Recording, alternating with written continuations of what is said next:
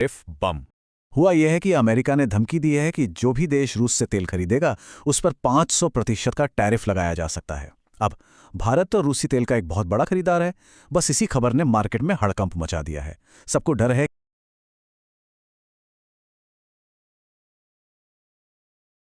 नमस्ते दोस्तों, बाजार में आज फिर से भूचाल आ गया है।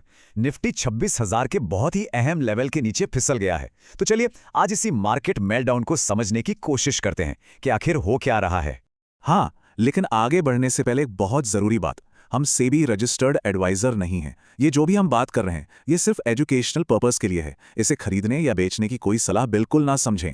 तो सबसे बड़ा सवाल आज का यही है, दलाल स्ट्रीट पर ये लाल रंग की सुनामी वापस क्यों आ गई है?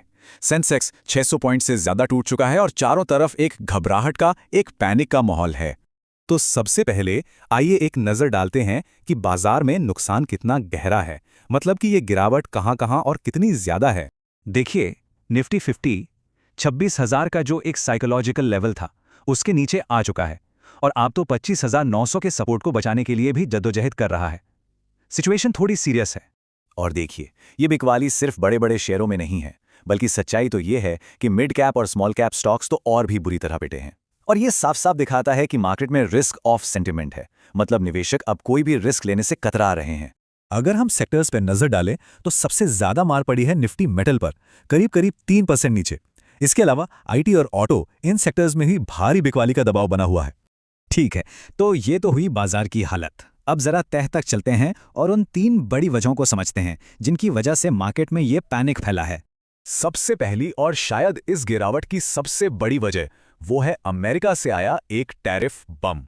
हुआ यह है कि अमेरिका ने धमकी दी है कि जो भी देश रूस से तेल खरीदेगा उस पर 500% का टैरिफ लगाया जा सकता है। अब भारत तो रूसी तेल का एक बहुत बड़ा खरीदार है। बस इसी खबर ने मार्केट में हड़कंप मचा दिया है। सबको डर है कि कहीं कोई प्रतिबंध न लग जाए या व्यापार में कोई दिक्कत ना आ जाए। अब आते हैं दूसरी वजह पर, और ये कोई नई बात नहीं है। ये वो फैक्टर है जो पिछले कुछ समय से लगातार बाजार पर दबाव बनाए हुए है। विदेशी संस्थागत निवेशक, जिन्हें हम FIIs कहते हैं, वो महीनों से लगातार भारतीय बाजार में बिकवाली कर रहे हैं। वो इंडिया जैसे उभरते बाजारों से पैसा निकाल रहे हैं और उसे या तो कहीं और सस्ते बाजारों में लगा रहे हैं या फिर अमेरिकी डॉलर जैसी सेफ जगह पर पार्क कर रहे हैं।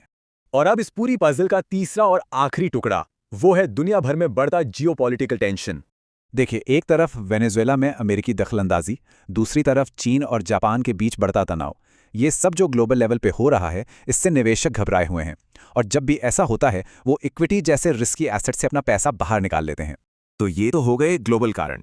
अब सवाल यह है कि इन सब का असर हमारे बाजार के किन खास स्टॉक्स पर पड़ रहा है?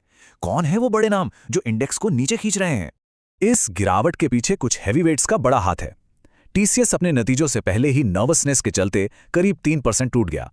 टैरिफ के डर से टाटा स्टील और हिंडाल्को जैसे मेटल स्टॉक्स में 2 से 4% की बड़ी गिरावट है। और सिर्फ इतना ही नहीं, रिलायंस और HDFC बैंक जैसे दिग्गजों में भी जबरदस्त सेलिंग प्रेशर दिख रहा है। लेकिन कहते हैं ना, हर तरफ अंधेरा नहीं होता। इस लाल बाजार में भी कुछ स्टॉक्स हरे निशान में हैं। टाइटन को देखिए, इसमें डिफेंसिव बाइंग हो रही है, मतलब लोग इसे मुश्किल वक्त का साथी मानकर खरीद रहे हैं और ये करीब 1.5% ऊपर है। इसी तरह भारत इलेक्ट्रॉनिक्स और अडानी पोर्ट्स जैसे शेयर भी इस गिरावट के तूफान में डटे हुए हैं। अब यहाँ एक बहुत ही मजेदार बात है। मार्केट में इतना कुछ बुरा हो रहा है, लेकिन इसी बीच एक बहुत बड़ी और अच्छी घरेलू खबर है जिसे बाजार पूरी तरह से नजरअंदाज कर रहा है। और यहीं पर हमें एक बड़ा कॉन्ट्रास्ट देखने को मिलता है।